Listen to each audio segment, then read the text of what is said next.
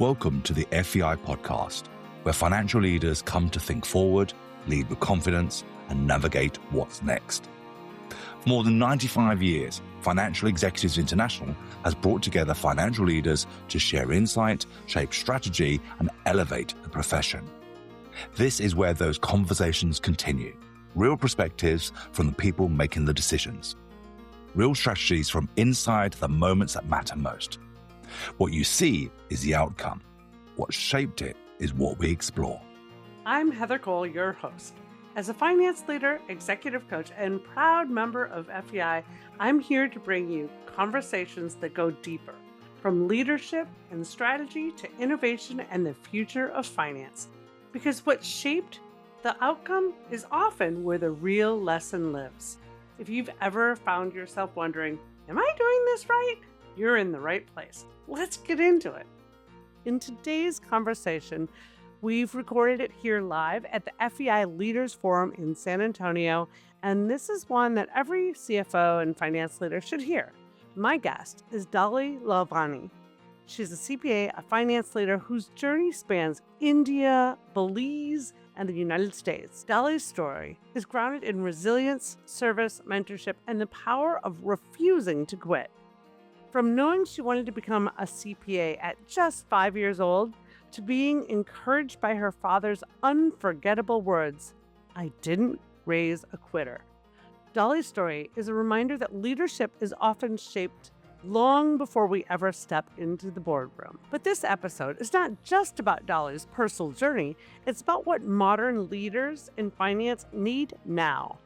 The courage to ask for help, the discipline to keep growing, the responsibility to mentor the next generation, and the wisdom to build meaningful relationships before you need them. We talk about why involvement in organizations like FEI cannot be transactional, why the strongest leaders are often the ones who give back, and why your network may become one of your greatest assets as AI accelerates change across every profession. If you are a CFO, financial executive, or rising leader and wondering, how do I stay relevant, resilient, and connect in the rapidly changing world? This episode is for you. Let's jump in. Welcome, Dolly. Dolly, please introduce yourself to our audience. Maybe you can share a little bit about your unique background coming from India, then you went to Belize, and then you came to America. Share with us that journey. Sure. Thanks, Heather. So my name is Dolly Lalvani. I'm a CPA. I've wanted to be a CPA since I was 5 years old. I heard a lot of stories today, or, women sharing in their panel discussion about mentors and about having strong dads. And one of my biggest mentor, largest advocate since I was born and since I was 5 years old was my dad. He was a chartered accountant, then entrepreneur in India. And I still remember the day that I said to him, "Dad, I want to be a CPA," because as a young child, I would see him adding up numbers in his head. And that was just, to me, was like fascinating. I was just like, wow, my dad can do this. And so since I was 5, I wanted to be a CPA. We left India when I was 9 because my father was a firm believer that women, he had 3 girls. I'm the youngest of 3. And he just believed that, in India, we didn't have a future. And so we moved to Belize, Central America when I was 9. When I was 16, we moved to New York. And of course, I've always wanted to be a CPA. So I took accounting in college. And in my sophomore year, went to go work for a small accounting firm. And my starting salary was $3.35 an hour. But, again, I just wanted to do public accounting, wanted to be a CPA. I took the exam 4 times. My third time that I took it, at that point, the exam was administered 2 times a year. And it was just May and November. And what would happen is the results from May would come out in August. The results from November would come out in February of the following year. And I just remember getting my results in May of 93, which was in August. And I would always pass practice and I would never pass the other three. And I called my father and I said, I am never going to be a CPA. This is not for me. I'm giving this up. And my dad was like, I didn't raise a quitter. And he's like, well, I'll make you a promise if you make me one. And I was like, Dad, what is that? What's the promise? And he goes, I promise you that you will pass the exam the next time you take it. And you have to promise me that the next time they administer the exam, no matter what happens, you're going to take it. And I was like, Dad, okay. And so again, that was August. He went to the hospital in September. And unfortunately, he passed away in November of that same year. And in February, I found out that I passed all four parts. And so I think it was my dad's confidence, the advocacy for me that really made me accomplish what I wanted to be, which is a CPA. So I'm a practicing CPA and I had other goals in mind as well, which was one of them was to walk away from corporate before I was 55. And I did that last year. So Congratulations. thank you, Heather. I want to just make sure we take a step back on your journey because there's some nuggets in there that I just find so impactful. And it's ironic that I've been kind of studying lately. And you said it was almost like your dad had complete confidence that you were going to pass this test. And there's some interesting things especially in some celebrities that said throughout their lives, there would be some, in their cases, sometimes random people that would say things like, "You're gonna be famous someday." Right. And it was that one comment in passing that they held on to and believe because someone else believed in them, they knew they could do it. Has that shown up in other places in your life? Maybe because you do a lot of mentoring as well? I do a lot of mentoring, and I think my dad was my biggest advocate, my biggest mentor. But when I worked at Ernst& and Young, there is a particular partner who we got paired with. Like I got paired with him in this mentoring mentee relationship. And I will tell you, Bob was my biggest advocate there. I really firmly believe that, right, if you lean in and kind of say, okay, this is what I need help with. And someone that really, takes the time and advocates for you and sponsors you and mentors you and takes that time. I think that's great, right? But it has to be a two-way street.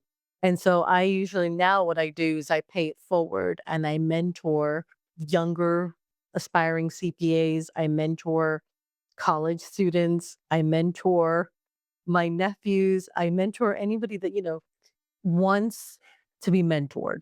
Like, I don't want to kind of just come out and say, okay, let me just, I've just met you. Let me mentor you, right? Like, let me, help you. It's more like if they kind of say, hey, I'm struggling with this, or, what is your view? Or, you know what, I need help. And when they say that, I'm like, okay, let me kind of like break it down and say, okay, let's kind of collaboratively look for a solution. Here's how do you feel when someone reaches out to you? Because I know I'm a lot like you, and I've had my nieces sometimes call and be like, I need help, right? How do you feel when someone's reaching out and looking to you for help, like emotionally? Like, what does that feel like to you? I think I'm a problem solver, right? So if I see a problem, like, you can't just see a problem and not, do everything you can to fix it, right? So that's like the mode that I go into at the moment. So yesterday, I had actually just gotten asked to mentor a college student who had recently graduated, so a recent college graduate that had graduated in accounting. So was asked by his dad to mentor this young man. And that journey started last October, November. Started talking to him, met him in person, met his mom, and he just called yesterday and I had kind of introduced him to a potential employer and he just got the job offer yesterday. And so when he texted me, I'm just like, wow. And so his mom calls me and she's just like, I mean, it was just a really, really like celebration. because that like inspires me, right? Like it was like, oh my goodness, like this is good. Like I'm doing some good for, and even if you change one person's life, right? Or if you kind of like mentor one and it makes a difference, that's the impact. It then creates the ripple, right? Right. You hope it creates the ripple by them paying it forward in the future. Yeah, I really want to kind of note the feeling, like, you feel that joy when you help people, right? You're like, I'm feeling what I'm supposed to be doing is helping people. But you know what's interesting? I find a lot of times there are some people that believe that asking for help is a sign of weakness. I know this was me in my younger self. I grew up in tech and finance. Women in tech and finance, especially in tech, were not in the room. Right. I would walk in and they would ask me their coffee order. They'd be like, "Oh, I like 2 sugars." No, no, I'm here to show you how the technology works. But in that experience, I didn't think it was okay to ask for help, right? That was my own limiting belief. Right. What I've since learned is like being selfish, right? By not asking people for help, I'm not letting them have that amazing feeling that you are experiencing when you're giving for help. Exactly. And I've seen like I mean, again, I think I've had one woman mentor in my entire career. But, like I said, I've had lots of men that have been mentors, advocates, sponsors. And, my husband is also my largest supporter and advocate, Yeah. which, you don't think about that relationship, right? And now, like, it's kind of like he'll just kind of give me his advice without me asking. And then I'm like, wait, I didn't ask you for this right now. Like, hold on to that thought. I'll come back to you. When I'm ready, yeah. Yeah, right. Like when I'm ready, I will come have this conversation with you. But I think a lot of times that when you're that close to a person, sometimes without even asking, I think that, it just happens. Yeah. It just happens where you're having a conversation and you just say, "Hey, I'm struggling with this," right? And what do you think? And then it's like, wait a minute, they're asking me for help, right? Like they're asking for my support in this moment. And you just have to kind of like be in the moment and really listen. And then they're like, wait, I never thought of that, right? So that whole dynamic. But, again, I have a strength and a weakness, right? Because sometimes like people are like, you're giving it your 110%, but that person is not listening, right? So you're giving all of this 110%, but if that person is not open to it, what are you really doing? You're wasting your energy and investing your time. So do you have a rule for that? Like I have a rule. If I'm working harder at someone else's life, then I'm done. But I set that framework before I start working with them or mentoring. I'm like, hey, at the moment I start feeling I'm working harder at your life than you are, we're probably done here. Yeah, and that's the thing with this kid, right? I mean, again, and they call them kids, right? Because they're like, college graduates. And I think like I was just like, okay, I am not following up with you. If you don't want to tell me what's going on, and if you don't want to hear my advice and my mentoring, that's fine too. And I think his dad was very open. He's like, "You're a complete stranger helping my son. Complete stranger helping my son, mentoring him, right? And you're investing your time. You're not getting paid for this." Again, I think the kids nowadays, I think our generation, I think, was a little different. Oh, very different. Every generation is very different, right? When we talk about the generational gaps, I think that the younger kids nowadays are not the follow-ups or like, some of the things that we would kind of say, hey, someone's reaching out, then, you're supposed to do the follow-ups and you're supposed to do this and you're supposed to do that. And they're like, why? Or even like the texting versus the phone call, right? Or like the slang versus like, complete sentence. It's like, But don't you think we were like that? Like when we were younger, when we were in our early 20s and stuff, the people that were in our age now back then were probably like, oh, this latchkey generation of kids, they're just wired differently. worked so hard. Like, but I think I would just like anything that anybody told me to do, I would just do it. But now, like, if you tell someone to do something, the first question is why. I think they're just wired differently. They are wired I think differently. we're gonna see some good things come out of this. It's not good or bad. I think it is what it is, Yeah. right? That's what I kind of say. It's just different. It is what it is. Because if we kind of say, hey, I'm good and you're bad, like, There's no right way. no right way. Because I think at the end of the day, right, there's only one supreme being, God, whatever superpower that you believe in that will be the ultimate perfect person. None of us are perfect. That's for sure. One thing I've noticed here at the FBI Leader Forum, and I don't know if you've noticed it, but I've been around this circle for a very long time. The number of women, it's almost like if you came here 15 years ago, it was a lot of men. Male dominated for sure. I'm so encouraged by what I'm seeing. You made a comment earlier about the fact that you didn't have a lot of women mentors when you were coming up. They didn't exist, I don't think. And you know what? I don't know if women help other women. Back then they did it. Yeah, no, I don't. I see it now though, don't you? I do see it, but then it's a lot of times it's kind of like I don't. So, for example, right, I'm a chapter leader in FEI Central Pennsylvania, and we did a survey recently, and one of the comments was, "There's not enough women in the room," and I just said, "Okay, there's not enough women in the room. Well, what are we gonna do about it? Invite your women friends, right?" And they were like, "Oh, that's an idea." You're like, hello, this is basic. One of the things that I've really noticed though is I think that at least coming up in tech, there weren't women. But as a result, I find that I am purposeful about where I show up. You've heard the whole "if you could see her, you can be her" campaign, right? So getting, younger women especially to see that you can be leading the conversation. You can be the one at the head of the table, right? And making sure that they are getting that support system. And I think we're starting to see that. I think one of the challenges we have is that women are busy.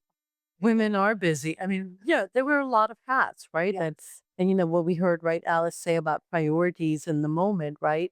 Like we have to prioritize what we have in the moment. Don't you just love her? I love her. Yes. She was on the podcast earlier this year, and if you didn't watch Alice Joller's podcast, go back and watch it. She just, I love her. Like her story is amazing. Yes, it is. It is. I mean, we got to hear a little bit of it this morning, so it was wonderful. Yeah. So you said you're active in your FEI chapter. Tell us a little bit more about that. So Finance Forward was a committee that Evelyn chaired this year. And I got to be on it for the first year because I just joined the FEI as a chapter leader. It was a great experience, right? We talked about generational gaps. We talked about women, how do we advocate and support women within our chapters. We talked about partnering with NABA, and that was just a great experience. And then I got to talk about it yesterday at our chapter leader meeting, which was an amazing opportunity because, again, I think that committee is just doing, and I think we have a ways to go. We do have a ways to go because they did the survey and it was like 20% response rate. And I'm like, okay, 20%'s okay, but we still have a ways to go. So if there were FEI members in different chapters, all over the country, they're all over the country, and they're kind of a member, but they don't really go to the meetings, they don't show up. What advice for them would you give them? You're not just showing up. I mean, you're involved, you're a leader. So maybe you can share what motivates you to get more involved and maybe inspire them. Sure. I think it's about giving back to the profession, right? Giving back to the community. Think I've, been brought up in an environment with my dad and my mom as well, where giving back to the community was very huge. Giving back to the profession and giving back is something that, and paying it forward, right? Is about the same thing. I've kind of said, do not get involved in an organization unless you support the mission. If you don't support the mission and if you're just using it to do a checkbox on your or as a resume builder, it's not going to be a win-win for both sides, right? Like being on nonprofit boards or being on the Pennsylvania State Board of Accountancy or being involved with FEI when a chapter leader said, "Hey, come be part of us." I was just like, yeah, I'm going to do it because I believe in the work. Like, that's what you have to think about is what really motivates you and what, do you believe in that organization's mission? Is if you do believe in it, then you've got to give your 110%. Otherwise, you're not going to have a seat at the table or have a voice and you're not going to give back.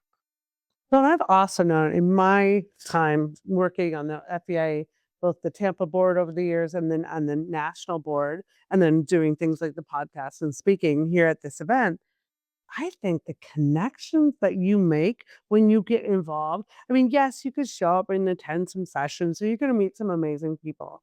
But there's a whole nother level of connections that you get when you're actively engaged and helping the cause. Do you not agree? I totally agree with that, Heather. I think it's about relationships, right?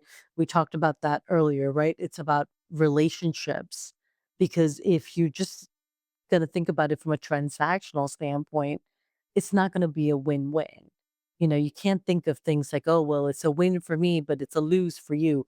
I always think of every single situation that has to be a win-win for both sides. So I definitely think the relationships are important. I think, being there to support each other and being there to support the future generation, I think is also an important part of our lives. Yeah, and I think with AI, you can't have a podcast without talking AI, right? So with AI, your network is becoming even more important, I think. It is. We're entering what I call the Wild West. Like AI is going to change every profession, every industry. It already is. But I find that having a network in this community of FEI and other associations I'm involved in creates almost like a safety net that you can go to people and say, "What are you doing? Like, how have you learned?" Like, because it's coming so fast. It is. And you know what? I think, what works today will not work tomorrow. Right? I mean, like, again, we think of this and you're like, okay, chat GPT, I use Google LLM, I use, Claude. I mean, all of those, right? But you have to kind of keep working with the prompts and keep training AI. Because someone said to me, like, they're like, oh, you need an executive assistant. I'm like, no, I have AI. Do you have a favorite prompt that you've given it maybe for fun?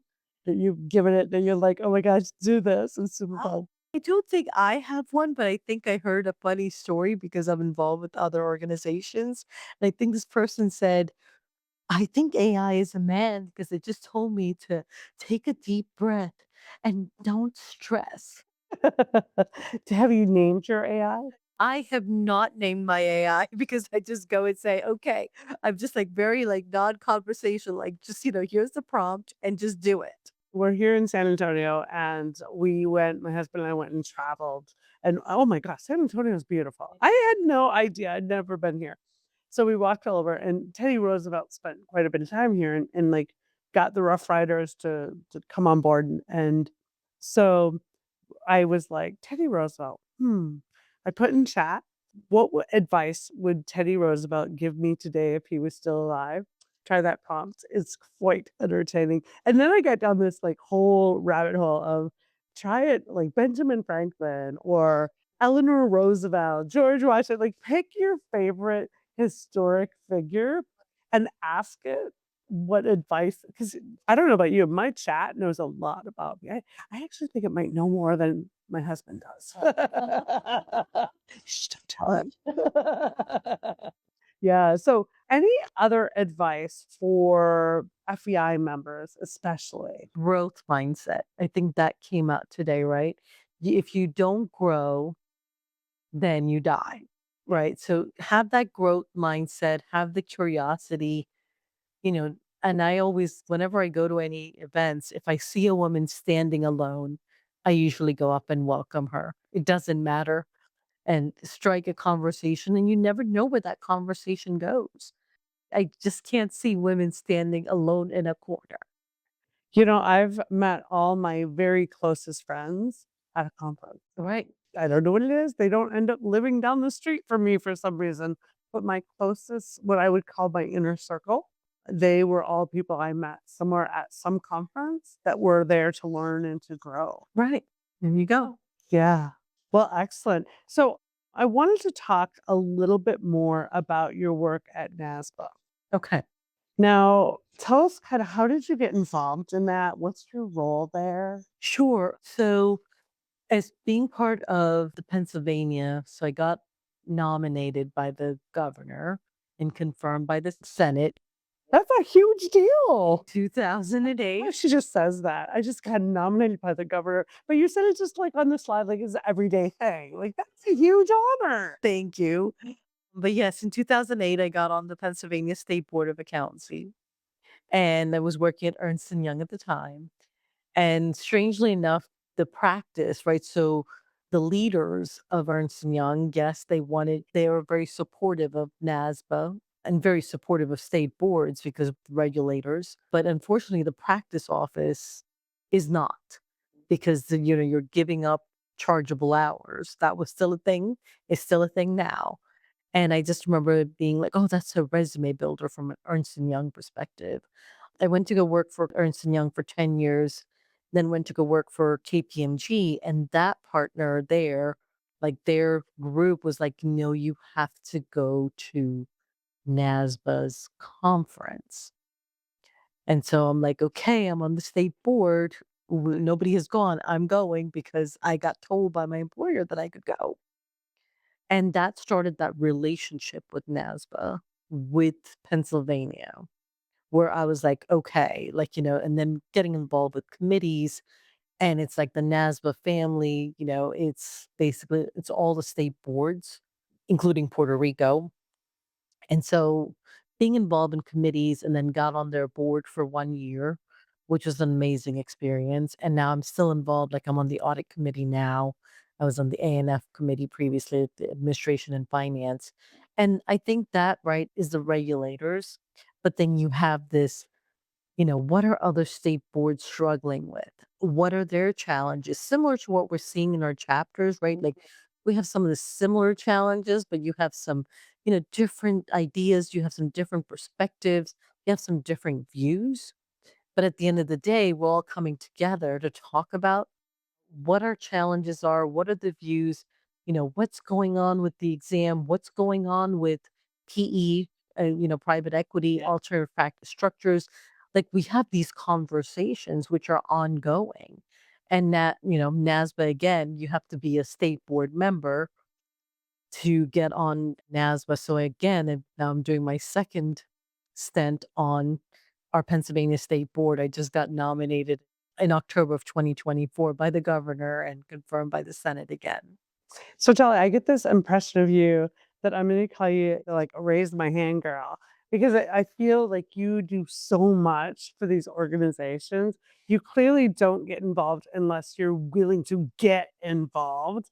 And I think that is a huge role model for everyone. So many chapters of FEI suffer from what I'm going to call is the member that shows up when they're needing a new position. We experienced it in Tampa. When I was in Chicago chapter, we had it there where people would be like, oh, I'm suddenly in transition. So I'm going to go show up at FEI and I'm going to really encourage people become a Dolly.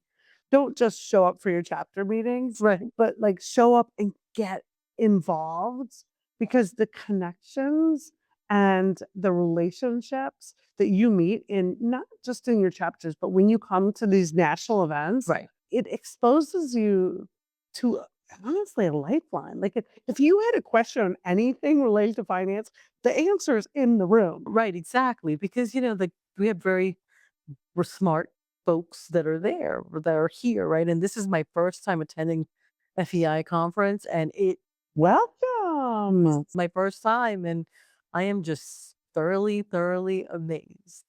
Don't you wish you would have come sooner? Should have walked away from PwC sooner. Now, as we kind of tie up, I have to talk about the fact that, you had said earlier, mentioned your father, and that he said you're never a quitter. And I love that kind of story. I have a similar one. My mom once told me, challenge yourself. Now we still, 30 years later, we have this joke about challenge yourself. Are you challenging yourself? Now, I don't know about you, but this has gotten me in some trouble. Which is a very fun to throw at my mother. But it's almost like your dad gave you the gift of resiliency. Yeah, and I think both my parents, I mean, like I'm a first generation, right, immigrant to the US, but I think them having going through the partition between Pakistan and India when they were at a very young age, I think that gave them that resilience, which I think that they have kind of both passed down. Because, my dad was very, very strong, and then my mom was very strong, but in her quiet way. Yeah. And so I think, having that legacy, and sometimes when I'm doing some of these things, I feel like I'm getting closer to my parent. Like they're both deceased, so I do feel close to them. And so it's like, okay, you know what? Like the legacy still lives on. I love that. Yeah. I've always amazed immigrants that come to this country because, I grew up in the Midwest and I moved all the way to Florida. And I thought that was a big deal. I was like, oh my God, I'm moving all the way to Florida. So every time I meet people that their families and them have done that kind of a big journey, I'm always amazed at the strength it gives them. Yeah, but I think, like it makes you well rounded. Like there's some like culturally, right? It does like all these moves. I've lived in Pennsylvania for 31 years, for more than half my life, because I was just like, okay, I'm done moving. I've moved so much. And now I'm like, okay, this is it. Oh, I've loved talking with you, Dolly. Like your commitment to helping others, to mentoring, to showing up and not just becoming and joining FEI and other organizations, but being a leader. Like you're such a great role model for everyone. Like I'm just so grateful that you're part of FEI. Well, thank you again, Heather, for the opportunity. And thank you again for your kind words. Thank you. It's a lot. Dolly, thank you so much for sharing such a powerful story of resilience, service, and leadership. Your story reminds us that careers aren't built alone. They are shaped by the people who believe in us, the people we choose to help, and the communities we decide to truly show up. One of the biggest takeaways I got from this conversation is that the strong finance leadership is not just about technical expertise, it's about relationships, advocacy, curiosity, and the willingness to keep growing as the world changes around us. Whether we're talking about AI, generational shifts, women in finance, or the future of the profession, the leaders who thrive are the ones who build those meaningful networks before they need them and invest in others before they are asked. So here's my challenge to you. Don't just attend the next meeting, engage. Don't just network when you need something, build strong relationships now. And don't just talk about mentoring the next generation. Find one person you can encourage, sponsor, and support this week. Because Dolly's reminded us, leadership creates a ripple effect. And sometimes the greatest impact we make is not in the title we hold, but in the person we help move forward. I'm Heather Cole, executive coach and host of the FEI podcast, and thank you for listening. We'll see you next time. Your career doesn't grow in isolation. It grows in rooms, relationships, and real conversations. So here's your next move. Expand your network through the FEI network, because the right connections increase your net worth and your impact. Plug into the programs, the people, and the community, and keep showing up until opportunity recognizes your name.